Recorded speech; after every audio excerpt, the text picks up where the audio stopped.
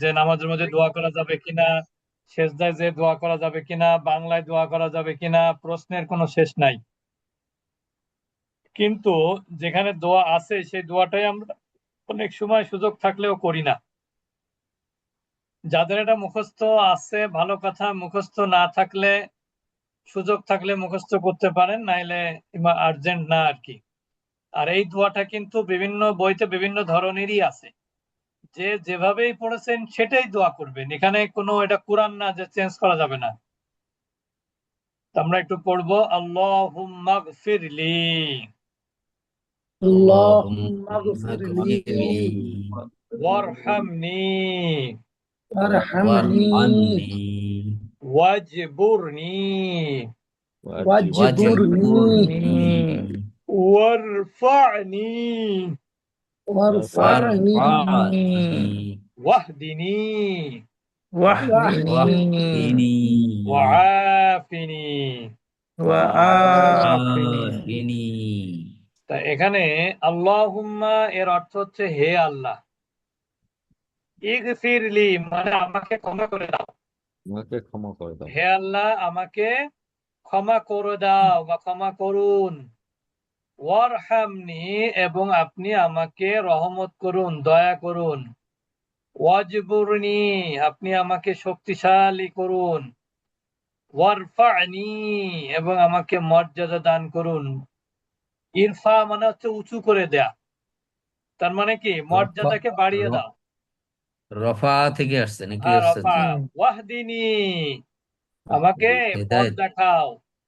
ওই যে ইহদিনী আছে না, ইহদিনা সিরাতাল ইহদি মুস্তাকিম, ইহদিনা সেইটা আর কি। সিরাতাল, জি আছে, জি। ওয়াহদিনী এবং আমাকে সঠিক পথ দেখাও। ওয়াফিনি আমাকে সুস্থ রাখো। এখানে আফিনি মানেও আসলে ক্ষমা করা বা মিটিয়ে দেয়া, মিটিয়ে দেয়া। আমরা বলি না চুকিয়ে দিয়েছি, হ্যাঁ ওর ওর কি আমানত চুকিয়ে দিয়েছি বা ওর দেনা চুকিয়ে দিয়েছি, বুঝতে পেরেছেন? বা মিটিয়ে দেয়া। আবার সুস্থ রাখো এটাও হয়, আফিনি শব্দ দুই ধরনেরই অর্থ হয়।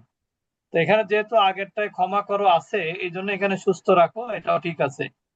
এটা হলে আচ্ছা, দুই যেটা সেজদার মাঝখানে, অর্থাৎ আপনি একটা সেজদা দিয়ে যখন বসেন, আমাদের কিন্তু নামাজ হবে না যদি আমরা সোজা হয়ে না বসি। আমরা অনেক সময় কি করি, যারা একটু ভারী শরীর তারা কোনো রকমে মাথাটা উঁচু করে আবার সেজদায় চলে যায়, এটাতে নামাজ হবে না, কিন্তু 100% শিওর থাকেন। ঠিক একইভাবে কেউ যদি রুকু থেকে সোজা হয়ে না দাঁড়ায়, বরং রুকু থেকে একটু মাথা উঁচু করে বসাবার যদি সেজদায় চলে যায়, সেটাও হবে না। আপনার শরীর যতই ভারী হোক, আপনাকে কি করতে হবে, সোজা হয়ে দাঁড়াতে পারলে দাঁড়াতে হবে, আর যদি না দাঁড়াতে পারেন সেক্ষেত্রে কোনো জোরাজুরি নাই। কিন্তু আপনি দাঁড়াতে পারেন কিন্তু দাঁড়ান না, মানে কষ্ট মনে করে আপনি সেজদায় চলে যান রুকু থেকে সোজা, অথবা এক সেজদা দিয়ে আবার মাথাটা কোনো রকমে উঁচু করে আবার দ্বিতীয় সেজদায় চলে যান, এটা কিন্তু কি না আল্লাহর কাছে গ্রহণযোগ্য হবে না। কোন কোন জায়গায় আছে যদি কেউ রুকু থেকে সোজা হয়ে না দাঁড়ায় তাহলে নামাজই হবে না। এটা রুকু থেকে সোজা হয়ে দাঁড়ানো ফরজ ওয়াজিব, দাঁড়াতেই হবে। যদি কেউ দাঁড়াতে না পারে, অসুস্থতার কারণে হোক বা মাথা উঁচু করতে পারে না অসুস্থতার কারণে, সেটা আলাদা। কিন্তু সে মাথা উঁচু করতে পারে, কিন্তু কষ্ট মনে করে যদি না উঠায় তাহলে কি হবে না, নামাজ হবে না। নামাজ হবে না। ও বুঝতে স্যার, যে পেরেছেন? ভাই একটা এখানে কোশ্চেন ছিল। ও স্যার, যে বলেন, হুজুর একটা একটা কোশ্চেন ছিল। বলেন। আর রবিউল আওয়াল কোশ্চেন বলেন, আমি পরে বলতেছি। কোশ্চেন হচ্ছে যে প্রত্যেকটা শব্দের শেষে নি আছে, কিন্তু দ্বিতীয় শব্দটা কেন লি আছে? হ্যাঁ, সেম কোশ্চেন আমারও। আচ্ছা, এটা হলো, আর কোনো প্রশ্ন, দুইজনের একই প্রশ্ন? Same same. আচ্ছা, এইটা হচ্ছে, আমি যদি বলি গো থ্রো, গো মানে কি, গো যাওয়া। মানে যাওয়া। আর টিএইচ হ্যাঁ, আর ও ইউ জিএইচ, থ্রো। মানে কি নিক্ষেপ করা, জি ঠিক না? জি জি কিন্তু এটা যদি যখন গোত্র একসাথে হবে ফ্রেজ, তখন এর অর্থ কি হবে? মানে একবারে ডিটেলস মানে ইয়া দিয়া মানে সোজা দাও আর কি, গোত্র সোজা দাও, গোত্র গোত্র সোজা। মানে মানে গোত্র মানে কি? মানে পুরোপুরি পুরোপুরি ভাবেই তুমি এটা অনুধাবন করো বা পড়ো দেখো, গোত্র ডিটেলস মানে কি ডিটেলস করা? মানে ওই লাইন অনুধাবন দাও। দিয়েই যাইতে হবে, মানে একটা ডিরেকশন বা এরকম আর কি, ওই বরাবর আর কি। বরাবর যাওয়া, ঠিক না? জি আবার দেখেন টেক অ্যাওয়ে মানে কি? টেক মানে নেয়া, টেক অ্যাওয়ে মানে কি? দূরে নিয়ে চলে যাবা মানে এখানে। হ্যাঁ, ছিনিয়ে নেয়া, ছিনিয়ে নেয়া, ঠিক না? হুম। জি। হুম আমার কথা বুঝেছেন?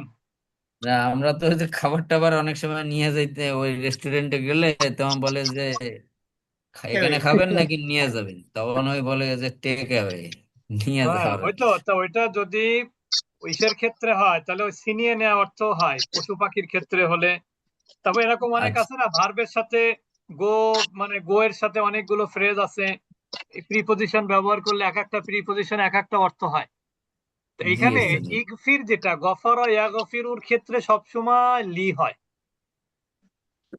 বুঝতে আহ পেরেছেন? আচ্ছা আচ্ছা। এখানে দেখেন এই যে যে প্রত্যেকটার ক্ষেত্রে যে নি আসছে, এটার কারণ কি জানেন? নি মানে আমার, আমাকে। না না, নি মানে আমাকে আর আমাকে কি, না। ভার্বের সাথে। না, খেয়াল করেন। ভার্বের সাথে না, আমি আমাকে একটু বলতে দেন। সেটা হচ্ছে যে আমরা জানি যে মাদি মুদারি আমর আছে না? জি জি আছে মাদি মানে অতীতকাল, মুদারি মানে অনাতীত, আমর মানে নির্দেশক মানে ইম্পারেটিভ ভার্ব। জি তো এর মধ্যে মাদিটা হলো মাবনি। মাদিটা হলো কি? মাবনি। জি মাবনি মানে বোঝাচ্ছে হলো মাদির শেষ অক্ষরে কোনো পরিবর্তন হয় না। যেমন চেঞ্জ নাসারা, হবে না। সারা জীবন নাসারাই থাকবে, এর আগে যাই আসুক না কেন নাসারা কোনো পরিবর্তন হবে না। বুঝতে পেরেছেন? জি কিন্তু যদি বলেন ইয়ানসুরু, ইয়ানসুরু কিন্তু রয়ের উপরে পেশ। এখন চেঞ্জ হবে, এই চেঞ্জ সুরু হইতে রয়টা পারবে। কিন্তু কখনো জবর হতে পারে, কখনো জজম হতে পারে। কখন হবে? যখন তার পূর্বে কোনো আমেল আসবে। জি বুঝতে পেরেছেন? জি নসব জি প্রদানকারী আমেল হলে নসব হবে, জজম প্রদানকারী আমল হলে জজম হবে। জি জি কিন্তু এই কথাটা অতীতকালীন ক্রিয়ার ক্ষেত্রে প্রযোজ্য না। জি ওকে আর আমরের ক্ষেত্রেও প্রযোজ্য না। আমরটাও কিন্তু মাবনি। আমর মানে নির্দেশক, যেমন উনসুর, উনসুরা, উনসুরু, এগুলো কিন্তু মাবনি। এর আগেও কোনো কিছু আসলে সেটা কি হবে না? চেঞ্জ পরিবর্তন হবে। হবে না। মানে তা এটার পরে থাকলে আসবে, চেঞ্জ হবে না। যেমন জি দেখেন, ওস্তাদ। আরো সহজে বোঝায়, যেমন আমার কলম আনবি কি? কলামি। কলামি। কলামি। তাহলে এখানে আসলে মূলত কি ছিল? কলামুন ছিল না? কলামুন। জি জি কলামুন মানে একটি কলম, কিন্তু যদি বলেন আমার কলম তাহলে ইয়া মুতাকাল্লিম বলে, এটাকে কি বলে? ইয়া ইয়া ইয়া মুতাকাল্লিম। মুতাকাল্লিম। বা এটাকে আমরা বলি অ্যাটাচ প্রোনাউন। এটাকে আমরা কি বলি? অ্যাটাচ প্রোনাউন বা দমিরে মুত্তাসিল। দমিরে মুত্তাসিল। যদি কোনো অতীতকালীন ক্রিয়ার সাথে আপনার ইয়া মুতাকাল্লিম যুক্ত হয়, ইয়া মুতাকাল্লিম যুক্ত হয়, তাহলে তা, এখানে যেমন কলামুটাকে মি বানিয়ে দিয়েছে, কলামুটাকে কি বানিয়ে দিয়েছে? ইয়া সুকুন আসলে আগে জের চাই ইয়া সেই সুকুন জন্য। আসলে তার পূর্বে জের বানিয়ে দিতে হয়, এটাই নিয়ম। ইয়া জি মুতাকাল্লিম যদি কোনো নাউনের সাথে যুক্ত হয় অথবা যদি কোনো ভার্বের শেষে যুক্ত হয়, নিয়ম হচ্ছে ইয়াটা সুকুন করতে হবে, কিন্তু তার পূর্বের অক্ষরে কি দিতে হবে? জের জেড দিতে নি। হবে। জেড দিতে হবে। এখন দেখেন, জের দিতে হবে। জেড দিতে হবে। এখন দেখেন, আপনি যদি বলেন নাসর,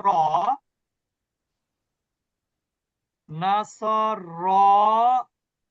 যদি আপনি একটা ইয়া দেন এখানে, তাহলে হওয়া উচিত কি? তার ইয়ার পূর্বে জের হওয়ার কথা না? জি জি ওস্তাদ। কিন্তু যেহেতু এইটা তো মাদি, এটা তো মাপনি, এটা তো চেঞ্জ হবে না। এজন্য কি করতে হয়? এখানে অতিরিক্ত একটা জেড যুক্ত নুন আনতে হয়। জি আমার কথা কি বুঝেছেন? আসরানি। ক্লিয়ার। এটা হচ্ছে অতীতকালীন সকল ক্রিয়ার সাথে আনতে হবে, আমরের সাথেও আনতে হবে। বুঝতে পেরেছেন এবার? জি জি এই জন্য এই যে যেমন দেখেন ইরহাম, আমর কি ছিল? ইরহাম ছিল। জি এটা কোন প্যাটার্ন বলেন তো? ইরহামটা রহিমা ইসমা, রহিমা সিন ইয়ারহামু প্যাটার্ন। এখন তিন এইখানে প্যাটার্ন। শেষ অক্ষরে কি আছে? জজম আছে না?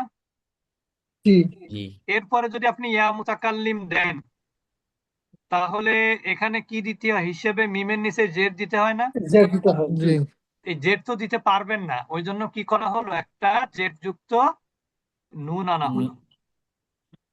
বুঝেছেন এবার? এগুলো কিন্তু সব আমর। ইগফির আমর, ইরহামনি। ইরহাম আমর, ওয়াজবুর আমর, এটা নুন প্যাটার্ন। ইরফা আমর, ওয়াহদি আমর, ওয়াফি আমর। বুঝতে পারছেন এবার?